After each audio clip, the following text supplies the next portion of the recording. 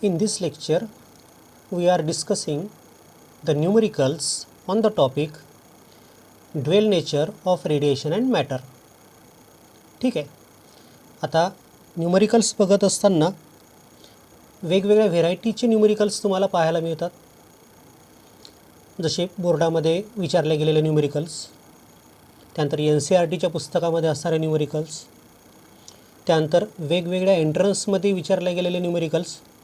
बरोबर आहे. मग आपण असा प्रयत्न करणार आहे की बोर्डामध्ये विचारलेले न्यूमरिकल्स पण आपण घेणार आहे, NCERTच्या पुस्तकामध्ये दिलेले न्यूमरिकल्स पण आपण घेणार आहे, आणि वेगवेगळ्या ज्या एंट्रन्स एक्झाम असतात तुमची, जशी PMT नीट झाली, JEE झाली, किंवा वेगवेगळ्या एंट्रन्स ज्या होत्या जुन्या काळात, त्यामध्ये विचारलेले त्या टॉपिकवरचे काही न्यूमरिकल्स, सगळेच नाही, काही न्यूमरिकल्स आपण घेणार आहे. म्हणजे तुमच्या लक्षात येतं की या टाईपमध्ये अशा प्रकारचा न्यूमरिकल तुम्हाला एंट्रन्समध्ये येऊ शकतो किंवा येईल. बरोबर आहे. त्यामुळे तो कॉन्फिडन्स बिल्टअप व्हावा म्हणून आपण एंट्रन्सचे पण न्यूमरिकल्स आपण आपल्या न्यूमरिकलमध्ये घेणार आहे. पुस्तकाच्या शेवटी काही 10-15 न्यूमरिकल दिलेले आहेत. तेवढ्या फक्त न्यूमरिकलवर तुमचा फिजिक्सचा अभ्यास होणार नाही. म्हणून ऑल व्हेरायटी न्यूमरिकल्स तुम्हाला करावे लागतील. आणि माझा प्रयत्न तोच असेल की त्या चॅप्टरवर जेवढे काही टाईप्स आहेत त्या सगळ्या टाईपमधले मॅक्झिमम न्यूमरिकल्स तुमचे घेणे. ओके. सो तयार व्हा. आता न्यूमरिकल्स करताना मी लॉगचे कॅल्क्युलेशन काही ठिकाणी दाखवेल, तुम्हाला मात्र लॉगचे कॅल्क्युलेशन करायची आहेत. मी मात्र ते टाळतो आहे, कारण की मग त्याला जास्त वेळ लागेल, आणि जर आपल्याला जास्त एक्झाम्पल्स घ्यायचे आहेत तर साहजिकच काही काम तुम्हाला करावं लागेल. म्हणून एक्झाम्पल पॉज करायचं, कॅल्क्युलेशन लॉगनी करून बघायचं, तुमचं उत्तर आणि मी काढलेलं उत्तर बरोबर येतं का मॅच करायचं. बरोबर आहे. येतं सगळं. मग ठीक आहे, आपण पहिला टाईप सुरू करतो आहे. पहिला टाईप आहे problems on energy of photon. आता आठवा, आईन्स्टाईननी त्या रेडिएशनला पार्टिकल नेचर दिलं होतं. त्या पार्टिकलला त्यांनी फोटॉन म्हटलं होतं, आणि त्या फोटॉनची एनर्जी किती दिली होती? E=hν. आठवतं फॉर्म्युला? सो E=hν हा फॉर्म्युला एनर्जीचा. म्हणजे जर तुम्हाला फ्रिक्वेन्सी माहिती असेल तर तुम्हाला त्या फोटॉनची एनर्जी काढता येते, किंवा एनर्जी माहिती असेल तर फ्रिक्वेन्सी काढता येते. दुसरा फॉर्म्युला आहे त्या एनर्जीचा, E=न्यूला, म्हणजे फ्रिक्वेन्सीला मी वेव्हलेंथमध्ये कन्वर्ट केलं तर फॉर्म्युला तयार होतो Sc/λ. म्हणजे तुम्हाला त्या फोटॉनची वेव्हलेंथ माहिती असेल तर एनर्जी काढता येते, किंवा एनर्जी माहिती असेल तर वेव्हलेंथ काढता येते. C म्हणजे स्पीड ऑफ लाईट. ठीक आहे. आता हा फॉर्म्युला सगळ्यांना माहितीच आहे. आता जे काही ॲन्सर तुम्हाला मिळेल ते ॲन्सर तुम्हाला जूल्समध्ये मिळेल. हा फॉर्म्युला आहे energy of photon in joules. आणि मला ही जर एनर्जी इलेक्ट्रॉन व्होल्टमध्ये काढायची असेल तर काय करावं लागेल?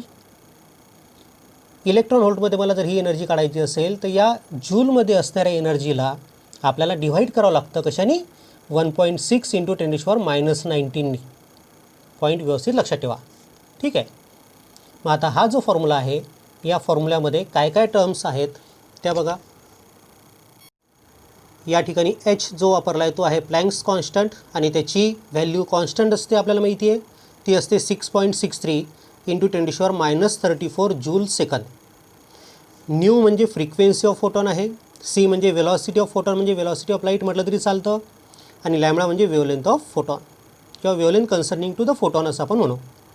आता इथे एक पॉईंट लक्षात ठेवा की जो तुम्हाला ऑब्जेक्टिव्हमध्ये विचारतात, किंवा तुम्ही या पॉईंटच्या साहाय्याने काही न्यूमरिकल पण सॉल्व करू शकता. If energy of photon is greater than work function of material. जर एखाद्या मटेरियलच्या वर्क फंक्शनपेक्षा त्या इन्सिडेंट केलेल्या फोटॉनची एनर्जी जास्त असेल तर काय होईल? तर तो फोटॉन त्याची एनर्जी वापरेल इलेक्ट्रॉनला बाहेर काढण्यासाठी, आणि शिल्लक असणारी एनर्जी इलेक्ट्रॉन वापरेल कायनेटिक एनर्जी म्हणून. म्हणजे तो फोटॉन इलेक्ट्रॉनला बाहेर काढू शकतो. That is photo electric emission is possible. किंवा if energy of photon is greater than work function of material. जर त्या फोटॉनची एनर्जी त्या मटेरियलच्या वर्क फंक्शनपेक्षा जास्त असेल तर तो फोटो इलेक्ट्रिक इफेक्ट घडवून आणतो, किंवा त्या ठिकाणी फोटो इलेक्ट्रिक इमिशन होतं. त्यानंतर एक रिलेशन लक्षात ठेवा. इलेक्ट्रॉन होल्टचे तुम्हाला जूल्स करायचे असतील तर रिलेशन काय आहे? 1 इलेक्ट्रॉन होल्ट = 1.6 × 10⁻⁹ जूल. आणि याच्या उलट केलं तर 1 जूल = 1/1.6 इंटू 10⁻19 इलेक्ट्रॉन व्होल्ट. राहील लक्षात? ठीक आहे. मग फॉर्म्युला लक्षात ठेवा. E is equal to H nu किंवा HC अपॉन लॅम्बडा आणि 1 electron volt is equal to 1.6 into 10⁻19 joule. The first example is calculate the energy of each photon. प्रत्येक फोटॉनची एनर्जी तुम्हाला शोधायची आहे इन जूल्स. जूल्समध्ये काढायची आहे, लक्षात घ्या. जूल्समध्ये पण काढायला येऊ शकते, इलेक्ट्रॉन व्होल्टमध्ये पण काढायला येऊ शकते. इथे आपल्याला जूल्समध्ये विचारली आहे. For a light of wavelength 4800 angstrom unit आणि तुम्हाला काही व्हॅल्यूज दिल्या आहेत. एचची व्हॅल्यू दिलेली आहे म्हणजे प्लँक्स कॉन्स्टंट दिलेला आहे आणि सी म्हणजे वेलॉसिटी ऑफ लाईट पण दिलेली आहे. हे एक्झाम्पल ऑक्टोबर 86च्या बोर्डाच्या परीक्षेमध्ये विचारलेले आहे. बघा आता काय दिलं आहे. Calculate the energy of each photon म्हणजे आपल्याला एनर्जी शोधायची आहे. बरोबर आहे. In joules. जूल्समध्ये आपल्याला एनर्जी शोधायची आहे. For a light of wavelength. लाईटची वेवलेंथ किती दिली आहे म्हणजे लॅम्बडा. वेवलेंथ म्हणजे लॅम्बडा 4800 अँगस्ट्रॉम युनिट. आता अँगस्ट्रॉम युनिटचे जर मीटर करायचे असतील तर 4800 इंटू 10⁻10 मीटर म्हणजेच याला तुम्हाला लिहिता येतं 4.8 इंटू 10⁻7 मीटर. लक्षात ठेवा. ज्यावेळेस तुम्हाला वेवलेंथ अँगस्ट्रॉम युनिटमध्ये दिलेली असेल अशी 4800 किंवा 2500 किंवा 2551 तर काय करायचं. या पहिल्या प्लेसनंतर डेसिमल पॉईंट देऊन टाकायचा इंटू 10⁻7 ठेवून द्यायची. अँगस्ट्रॉम युनिटमध्ये दिली असेल तर मीटरमध्ये करताना किंवा अँगस्ट्रॉम युनिटचं मीटरमध्ये कसं कन्व्हर्शन करायचं मी तुम्हाला दाखवलेलंच आहे. त्यानंतर आपल्याला एच पण दिलेलं आहे 6.63 इंटू 10⁻34 जूल सेकंड. सी आपल्याला दिलेला आहे 3 into 10⁸ metre per second. Okay. मग आता या ठिकाणी आपल्याला शोधायची आहे एनर्जी. एनर्जी शोधण्यासाठी एच सी आणि लॅम्बडा आपल्याला दिलेला आहे. मग द एनर्जी ऑफ फोटॉन काय फॉर्म्युला आहे.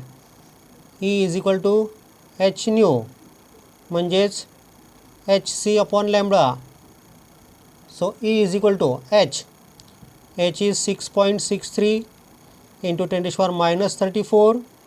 C is 3 into 10⁸ upon lambda म्हणजेच वेवलेंथ आणि वेवलेंथ दिलेली आपल्याला 4.8 into 10⁻7. Okay. So it becomes 6.63 into 3 हा 3 इकडे घेतला 10ची सगळी पॉवर मी एकत्र करतो अपॉन 4.8. 10ची पॉवर जर आपण सगळी एकत्र केली तर -34 प्लस 8 हा +7 होईल वर गेल्यानंतर. बरोबर आहे. हा न्यूमरेटरमध्ये शिफ्ट केला तर +7. 7 + 8 15. 15 आणि 34 -34 प्लस 15 किती होतात -19 का. बरोबर आहे. Now look, there in numerator there is 3 and denominator 4.8, so you can divide 4.8 by 3. 3 नी जर डिवाइड केलं तर 1.6चा त्या ठिकाणी भाग जाईल. Okay. So it becomes 6.63 into 10⁻19 upon 1.6. ठीक आहे. हे लॉगनी सोडवलं आपण. न्यूमरेटरमध्ये 6.63 आणि 10⁻19 आहे त्यामुळे दोघांच्या लॉगची ॲडिशन करावी लागेल. 6.63चा लॉग. आता डेसिमल पॉईंटच्या पहिले फक्त एकच डिजिट आहे त्यामुळे कॅरेक्टरिस्टिक 0. 66चा 3 बघितला आपण तो 8215 आला. त्यानंतर लॉग बघायचा आपल्याला 10⁻19चा. 10⁻19चा लॉग किती असतो जेवढी पॉवर असेल तेवढी कॅरेक्टरिस्टिक म्हणून -19 कॅरेक्टरिस्टिक घेतली मी. 1219.0000 10चा 0 बघायचा. दोघांचं ॲडिशन केलं कारण की या ठिकाणी दोघांचं मल्टिप्लिकेशन आहे म्हणून दोघांच्या लॉगचं ॲडिशन केलं. ॲडिशन आलं 1219.8215. न्यूमरेटरच्या लॉगमधनं डिनॉमिनेटरचा लॉग सबट्रॅक्ट करायचा असतो म्हणून 1.6चा लॉग मी सबट्रॅक्ट केला म्हणजे 0.2041 सबट्रॅक्ट केलं. सबट्रॅक्शन आलं 1219.6174. सबट्रॅक्शन केल्यानंतर तुम्हाला याचा अँटीलॉग काढावा लागेल म्हणजे याचा अँटीलॉग घ्यावा लागेल. सो अँटीलॉग ऑफ 1219.6174 म्हणजे अँटीलॉग शोधायचं तुम्हाला 0.61चा 74 तो येतो 4144. मग कॅरेक्टरिस्टिक 1219 आहे म्हणून पहिल्या घरानंतर डेसिमल पॉईंट इंटू 10ची पॉवर जेवढी कॅरेक्टरिस्टिक असेल तेवढी, म्हणून -19. So our answer become 4.144 into 10⁻⁻19 आणि जूल्समध्ये, कारण की सगळ्या व्हॅल्यू आपण MKSमध्ये घेतल्या आहेत. SI सिस्टीममध्ये तुम्हाला आन्सर मिळेल आणि आन्सर मग तुम्हाला मांडायचं पण आहे शब्दामध्ये. Therefore the energy of photon is 4.144 into 10⁻⁻19 joule. आता हीच एनर्जी जर तुम्हाला इलेक्ट्रॉन व्होल्टमध्ये विचारली असती तर तुम्ही काय केलं असतं, ह्या जूलमध्ये आलेल्या एनर्जीला आपल्याला डिवाईड करावं लागेल. कशाने? 1.6 इंटू 10⁻⁻19नी. तुम्हाला मिळणारा आन्सर इलेक्ट्रॉन व्होल्टमध्ये मिळेल. ठीक आहे. On the same topic example number 2. काय म्हटलं बघा, मार्च 88मध्ये विचारलेलं एक्झाम्पल आहे. Calculate the energy in electron volt. Electron व्होल्टमधली एनर्जी शोधायची आपल्याला. म्हणजे E is equal to question mark in electron volt. Electron व्होल्टमधली एनर्जी काढायची आहे. Of a photon. फोटॉनची एनर्जी काढायची आहे. Of light of wavelength. तुम्हाला त्या लाईटची वेवलेंथ दिलेली आहे 5000 अँगस्ट्रॉम युनिट. 5000 अँगस्ट्रॉम युनिट म्हटलं की 5 इंटू 10⁻⁻7 मीटर मी डायरेक्टली लिहितो. तुमच्या लक्षात आलं असेल का बरं लिहायचं तर. आणि H पण दिलेलं आहे आपल्याला 6.63 इंटू 10⁻34 जूल सेकंद. आणि C आपल्याला माहितीच आहे. मग या ठिकाणी एनर्जी शोधायची आहे. फॉर्म्युला आपल्याजवळ आहे द एनर्जी ऑफ फोटॉन. सांगा फॉर्म्युला कोणता वापरसाल. E is equal to hν. परंतु फ्रिक्वेन्सी नाही दिली आपल्याला, वेवलेंथ दिलेली आहे, म्हणून hc/λ. फॉर्म्युला हा वापरावा लागेल. करा पुटअप व्हॅल्यूज. Hची व्हॅल्यू 6.63 इंटू 10⁻34. Cची value 3 into 10⁸ upon lambda. Lambda is 5 into 10⁻⁻7. ठीक आहे. याला आपण सॉल्व करतो आहे. So it becomes 6.63 into 3 into 10⁻⁻19. 10ची पॉवर सगळी एकत्र केली मी अपॉन 5 मीन्स 19.89 अपॉन 5 इंटू 10⁻⁻19. आता हे जे आन्सर मिळणार आहे तुम्हाला जूल्समध्ये मिळणार आहे. आता हे जे आन्सर आपण जूलमध्ये कॅल्क्युलेट केलं तर ते येतं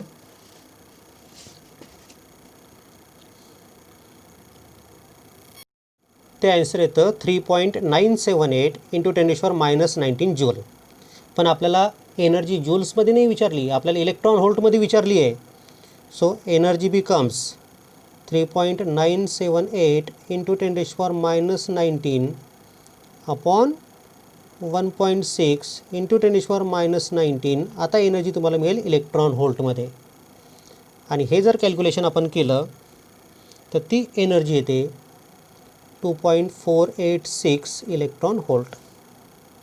therefore the energy of photon is 2.486 electron volt. असं आपल्याला आन्सर मिळतं इलेक्ट्रॉन व्होल्टमध्ये. जूलमध्ये काढायचं असेल तर फक्त व्हॅल्यूज पुटअप करा, जूलमध्ये आन्सर मिळतं. SI मधल्या व्हॅल्यू पुटअप करायच्या आहेत. आणि इलेक्ट्रॉन व्होल्टमध्ये जर एनर्जी काढायची असेल तर त्या जूलमधल्या एनर्जीला 1.6 इंटू 10⁻⁻19नी डिवाईड करायचं, हे लक्षात ठेवा. Now look at the third example. हे एक्झाम्पल पण बोर्डामधलंच आहे. ऑक्टोबर 99मध्ये विचारलेलं हे एक्झाम्पल आहे. काय म्हटलं एक्झाम्पलमध्ये, the energy of photon is 2 electron volt. Find its frequency and wavelength. बघा एनर्जी दिलेली आहे आपल्याला 2 इलेक्ट्रॉन व्होल्ट. आता एनर्जी इलेक्ट्रॉन व्होल्टमध्ये नाही चालत, ती जूल्समध्ये पाहिजे. मग या जूल्समध्ये करण्यासाठी काय करावं लागतं, तर त्याला 1.6 इंटू 10⁻⁻19नी मल्टिप्लाय करावं लागतं. So this is energy of photon. 2 electron volt means 2 into 1.6 into 10⁻⁻19 joule. Find its frequency म्हणजे न्यू आपल्याला काढायचं आहे. अँड वेवलेंथ पण आपल्याला शोधायची आहे. मग आता आपण एक एक पार्ट शोधू. मग त्या ठिकाणी एनर्जीचा formula, the energy of photon. So E is equal to hν. So nu becomes E upon H. बरोबर आहे. nu becomes E by H. E is 2 electron volt, means 2 into 1.6 into 10 to the power minus 19, and H you know 6.63 into 10 to the power minus 34. If you simplify it becomes 3.2 upon 6.63.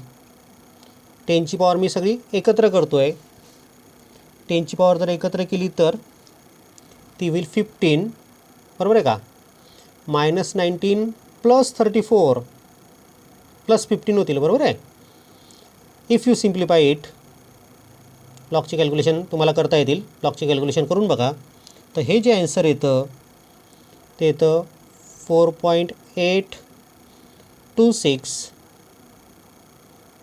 Into 10 raise to power 14 hertz. ठीक आहे. पहिला part आपल्याला मिळाला frequency of photon 4.826 into 10 to the power 14 hertz. आपल्याला frequency पण काढायची आहे, wavelength पण काढायची आहे. मग आता वेवलेंथ कशी काढसाल? पुन्हा एनर्जीचा formula in terms of wavelength घ्या, तुम्हाला वेवलेंथ मिळेल. Use the second formula of energy in terms of wavelength. So E is equal to hc upon lambda. We have to calculate wavelength, so lambda is equal to hc upon E. Okay, so we get h means 6.63 into 10 to the power minus 34.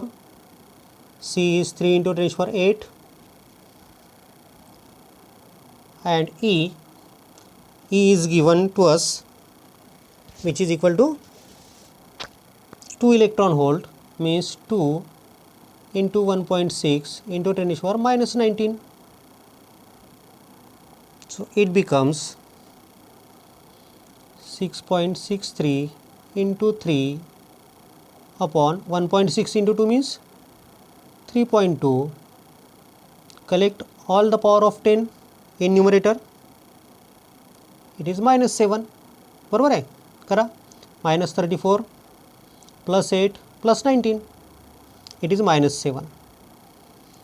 So it becomes 19.89.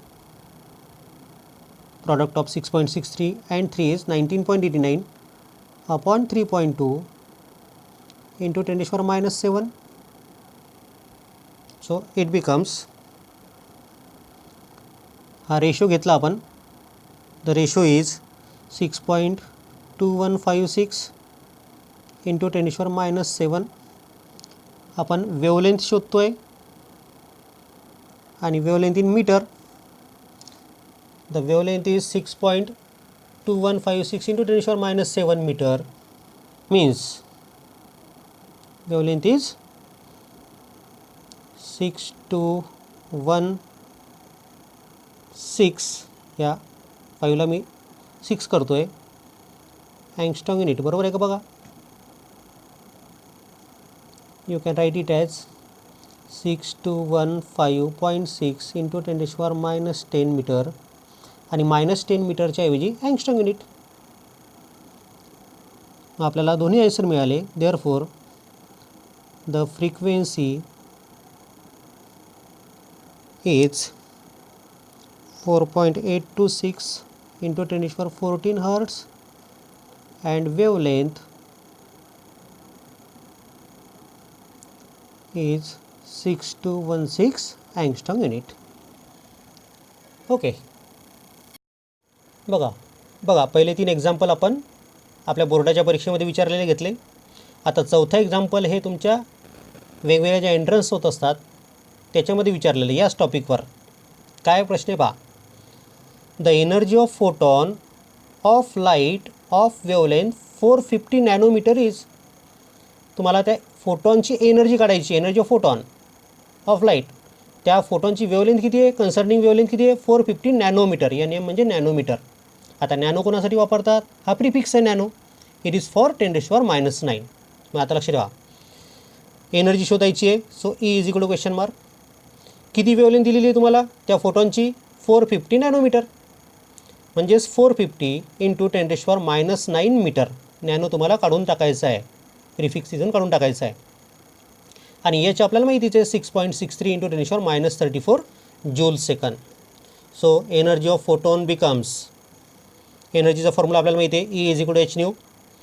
आता wavelength दिलेली आहे त्यामुळे हा एनर्जीचा formula in terms of wavelength convert करा, S C upon lambda. So put up the values, एचची value place केली 6.63 into 10⁻34, सीची व्हॅल्यू पुटअप केली 3 इंटू 10⁸, आणि लॅम्बडा पुटअप केला आहे 450 इंटू 10⁻9. बरोबर आहे, काही अडचण इथपर्यंत. त्याला सिम्प्लिफाय केलं आपण. सो 6.63 इंटू 3 अपॉन 450, सगळी 10ची पॉवर एकत्र केली त्याला 10ची पॉवर -17.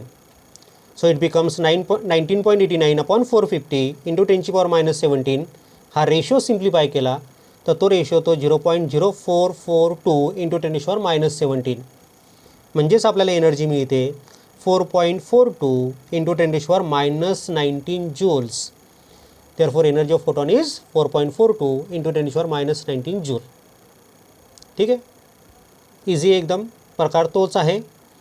म्हणजे आपल्या बोर्डाचे जे वेगवेगळे टाईप आहेत त्याच टाईपवर तुमच्या वेगवेगळ्या एंट्रन्स एक्झाममध्ये ऑब्जेक्टिव्ह येतात, हे लक्षात ठेवा. त्यामुळे सगळे जे प्रकार आहेत आपण घेत असणारे प्रॉब्लेमचे, न्यूमेरिकलचे, ते सगळे प्रकार व्यवस्थित परफेक्ट ठेवा किंवा अभ्यास करताना परफेक्ट करून टाका. म्हणजे तुमचा त्या नीटचा, JEEचा किंवा वेगवेगळ्या एंट्रन्सचा अर्धा अभ्यास होऊन जातो, अर्ध्यापेक्षा जास्त होऊन जातो. ओके, नाव मी तुम्हाला म्हटलं होतं की बोर्डामध्ये विचारलेले घेऊ आपण, वेगवेगळ्या एंट्रन्समध्ये विचारलेले एक्झाम्पल घेऊ, आणि आपल्या जे नवीन पुस्तक आहे त्या नवीन पुस्तकामधले पण एक्झाम्पल आपल्याला घ्यावे लागतील. तर आता या पहिल्या टाईपवर आपल्या पुस्तकामध्ये 7वं अनसॉल्ड एक्झाम्पल आहे, अनसॉल्ड 7th टेक्स्टबुक न्यू सिलेबस. ठीक आहे, आता त्या ठिकाणी काय एक्झाम्पल आहे ते पहा. What will be energy of each photon in a monochromatic light of frequency 5 into 10⁻14 Hz? 5 into 10⁻14 Hz या फ्रिक्वेन्सीच्या फोटॉनची एनर्जी किती असेल? म्हणजे आपल्याला एनर्जी शोधायची आहे त्या फोटॉनची. फ्रिक्वेन्सी दिली आहे 5 into 10⁻14 Hz आणि याची आपल्याला माहितीच आहे. मग काय करसाल? फ्रिक्वेन्सी दिलेली आहे, एनर्जी काढायची आहे, मग फॉर्म्युला कोणता? E is equal to H nu. Put the values, एचची व्हॅल्यू 6.63 इंटू 10⁻34 आणि न्यू 5 इंटू 10⁻14. करा सॉल्व. 5 इंटू 6.63 केलं तर त्याला 33.15 इंटू 10ची पॉवर -20 म्हणजेच 3.315 इंटू 10⁻19 जूल. जूलमध्ये विचारली असेल तर एवढी, आणि तिला जर इलेक्ट्रॉन होल्टमध्ये विचारलं तर जूलचं कन्वर्शन इलेक्ट्रॉन होल्टमध्ये कसं करतो आपण? By dividing 1.6 into 10⁻19. तीच एनर्जी इलेक्ट्रॉन होल्टमध्ये पण काढून दिलेली आहे. पुस्तकामध्ये दोन्ही आन्सर दिलेले आहेत, जूलमधलं पण आन्सर दिलेलं आहे, इलेक्ट्रॉन होल्टमधलं पण दिलं आहे. त्यामुळे मी दोन्ही मेथड या ठिकाणी घेतल्या आहेत. सो एनर्जी इन जूल्स आणि एनर्जी इन इलेक्ट्रॉन होल्ट, त्या जूलमधल्या एनर्जीला डिवाईड करायचं आहे तुम्हाला 1.6 इंटू 10⁻19 तर तुम्हाला आन्सर इलेक्ट्रॉन होल्टमध्ये मिळतं. So the answer is 2.07 electron volt. हा होता पहिला टाईप. पहिल्या टाईपमध्ये आपण सगळे प्रकार कवर केले, पुस्तकामधून पण घेतले, बोर्डामध्ये विचारलेले पण घेतले आणि एंट्रन्समधले पण एक्झाम्पल घेतले. Now the second type is problems on work function. आता वर्क फंक्शन आठवतं तुम्हाला कशाला म्हटलं होतं आपण? तर the minimum energy required to take the photo electron out of the surface is called work function. आठवतं? किंवा यालाच मी असं म्हणू शकतो का की कमीत कमी लागणारी एनर्जी, की ज्या एनर्जीने तो फोटो इलेक्ट्रॉन बाहेर पडेल, त्याच्यापेक्षा कमी एनर्जी दिली तर तो फोटो इलेक्ट्रॉन बाहेर पडणार नाही. मग आता व्यवस्थित विचार करा, ही कमीत कमी एनर्जी आहे की जी दिल्यानंतर फोटो इलेक्ट्रॉन बाहेर पडतो आहे. मग त्या फोटो इलेक्ट्रॉनजवळ काही एनर्जी शिल्लक राहील का? नाही. म्हणजे त्याची कायनेटिक एनर्जी किती असेल? 0. म्हणून मग दुसऱ्या प्रकारे पण तुम्हाला त्या वर्क फंक्शनला मांडता येतं. The energy required to take the electron out with 0 kinetic energy is called work function. Work function हा कॉन्सेप्ट सगळ्यांना माहिती आहे. मग आता या वर्क फंक्शनचे जे फॉर्म्युले आहेत ते व्यवस्थित लक्ष ठेवा. वर्क फंक्शन 5 या सिम्बॉलने आपण दाखवतो आणि फॉर्म्युला आहे त्याचा h/0. आता इथे ν0 म्हणजे थ्रेशोल्ड फ्रिक्वेन्सी, म्हणजे ही कमीत कमी फ्रिक्वेन्सी और minimum frequency with which photo electron can emit with 0 kinetic energy. बघा, थ्रेशोल्ड फ्रिक्वेन्सी म्हणजे अशी फ्रिक्वेन्सी असते, कमीत कमी फ्रिक्वेन्सी की ज्यामुळे रेडिएशन त्या ठिकाणी फोटो इलेक्ट्रॉन बाहेर पडतात. म्हणजे ही अशी फ्रिक्वेन्सी असेल की ज्यामुळे बाहेर पडणाऱ्या फोटो इलेक्ट्रॉनची कायनेटिक एनर्जी 0 असेल. व्यवस्थित लक्ष ठेवा. त्यानंतर न्यू आणि लॅम्बडा यामधलं रिलेशन माहिती आहे. Nu is equal to C upon lambda, म्हणजेच nu 0 is equal to C upon lambda 0. आता लॅम्बडा 0 म्हणजे थ्रेशोल्ड वेवलेंथ. ही मॅक्झिमम वेवलेंथ असते की जी त्या ठिकाणी फोटो इलेक्ट्रॉन बाहेर काढू शकते. याच्यापेक्षा कमी वेवलेंथ जर असेल तर फोटो इलेक्ट्रॉन बाहेर पडतील, पण याच्यापेक्षा जास्त वेवलेंथ जर रेडिएशनची असेल तर त्या ठिकाणी फोटो इलेक्ट्रॉन बाहेर पडणार नाहीत. पॉईंट व्यवस्थित लक्ष ठेवा.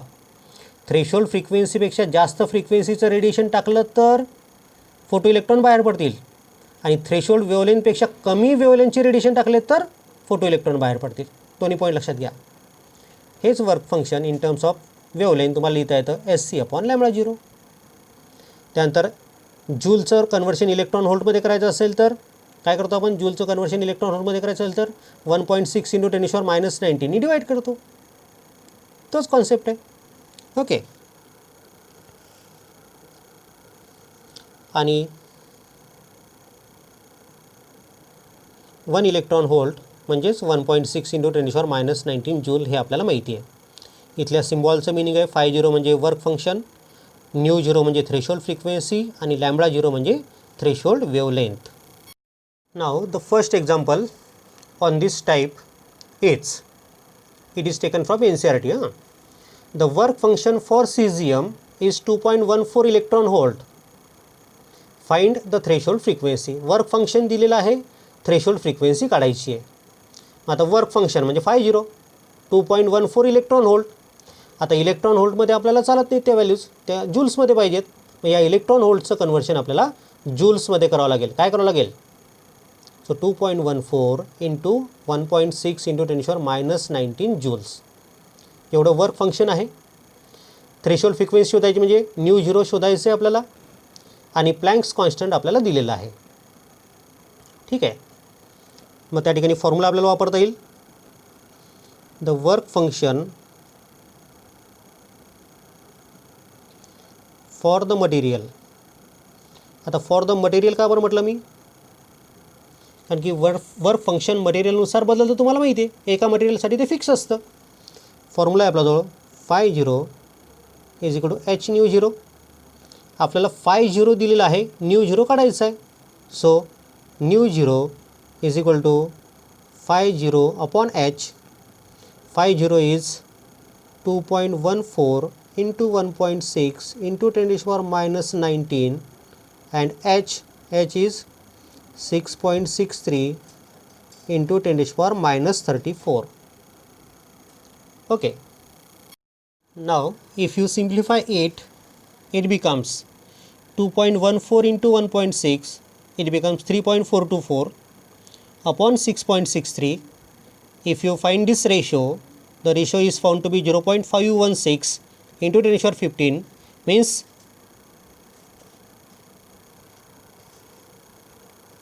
the threshold frequency becomes 5.16 × 10⁻14 Hertz.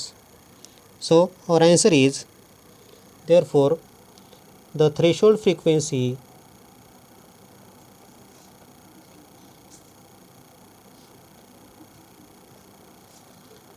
is 5.16 × 10⁻14 Hertz. You have to make calculations here. लॉगचे कॅल्क्युलेशन या साईडला इथे करायची आहे. Okay. First example was from NCERT. The second example is from our board exam, that is from March 86. What is example? The photoelectric work function for a surface is 2.4 electron volt. म्हणजे work function तुम्हाला दिलेलं आहे. Find the threshold frequency. आता work function किती आहे? 2.4 electron volt. मग या electron व्होल्टला जूलमध्ये कन्वर्ट करून घ्या. So it becomes 2.4 × 1.6 × 10⁻⁻⁹ joules. We have to find threshold frequency, means nu 0 we have to find. Planck's constant means h is given. Now work function is given, we have to find threshold frequency. So use formula for work function. Work function चा formula काय? phi 0 is equal to h nu 0. So nu 0 becomes phi 0 upon h. So it becomes phi 0 means 2.4 into 1.6 into 10 to the power minus 19 upon h. H is 6.63 into 10 to the power minus 34. Therefore, the threshold frequency is 2.4 into 1.6 upon 6.63. 10 ची total power मी एकत्र केली किती येईल? 15 का? Okay. Now it becomes 2.4 into 1.6 3.884 divided by 6.63 आणि 10 ची power 15 तशीच ठेवली आपण. If you find this ratio, the ratio is 0.5792. You have to make calculation here, log calculation here, into 10 ची पॉवर 15. आता इथे लक्ष ठेवा, हा स्टँडर्ड फॉर्म नाही रिप्रेझेंटेशनचा. स्टँडर्ड फॉर्ममध्ये काय असतं, पहिल्या प्लेसवर नॉन झिरो डिजिट असला पाहिजे, नंतर डेसिमल पॉईंट इंटू 10 ची पॉवर. म्हणून मग याला तुम्हाला थोडंसं सिम्प्लिफाय करावं लागेल. म्हणजे हा जो डेसिमल पॉईंट या ठिकाणी दिसतो 5च्या पहिले, तो नंतर न्यावा लागेल. So it becomes 5.792 into 10⁻14 hertz. मग आपला आन्सर असेल the threshold frequency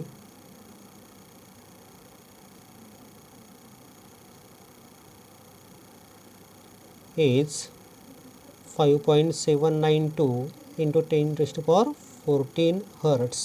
Okay. Now look, the third example. Calculate the threshold wavelength for a certain metal having threshold frequency 5 into 10⁻14 hertz. Threshold frequency दिलेली आहे, थ्रेशोल्ड वेवलेंथ काढायची आहे. लक्षात ठेवा, आता इथे वर्क फंक्शन नाही दिलं, थ्रेशोल्ड फ्रिक्वेन्सी दिलेली आहे, थ्रेशोल्ड वेवलेंथ काढायची आहे. So we have to find threshold wavelength means lambda 0. Threshold frequency is given how much? 5 into 10⁻14 hertz, and c means velocity of light is given 3 into 10⁸ meter per second. बघा आता the relation between threshold wavelength and threshold frequency काय relation आहे?